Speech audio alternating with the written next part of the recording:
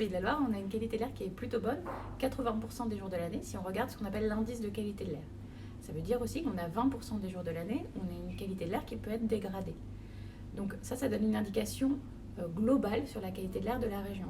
Mais on se doute bien que si on regarde plus en détail, on va avoir de fortes variations et donc on peut avoir des problématiques localisées. Alors ce qui explique qu'on a une bonne qualité de l'air dans notre région, c'est notamment le fait qu'on a une façade océanique.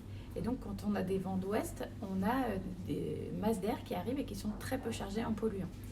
Et de même, on a peu de relief, donc une qualité de l'air qui est à peu près homogène partout.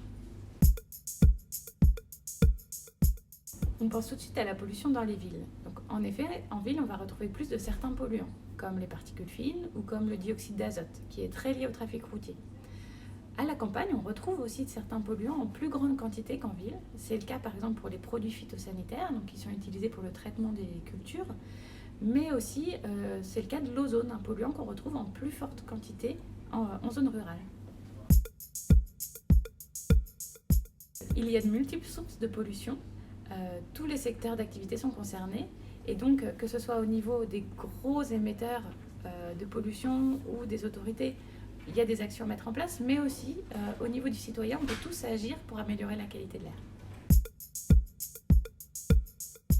Ce n'est pas très simple de dire si la qualité de l'air s'améliore ou se dégrade. Ça dépend de quel polluant on regarde. Il y a des polluants qui posaient problème beaucoup par le passé, comme le dioxyde de soufre en ville. Il y a eu un gros épisode de pollution dans les années 50 à Londres où on a eu des milliers de morts en une semaine en lien avec notamment ce polluant. Et aujourd'hui, depuis que les carburants ont changé, c'est un polluant qu'on retrouve en très très faible quantité en ville. Par contre, il y a d'autres polluants sur lesquels on n'observe pas forcément de grandes tendances. C'est le cas de l'ozone, où il y a les particules fines pour lesquelles on n'a pas un historique très long de mesure et donc il est difficile de sortir des tendances.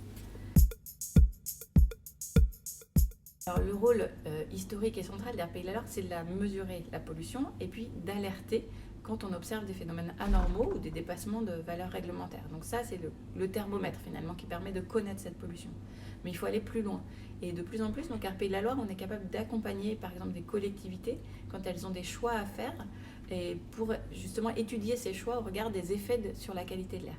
Donc c'est le cas par exemple pour accompagner des plans locaux d'urbanisme, des plans de développement urbain.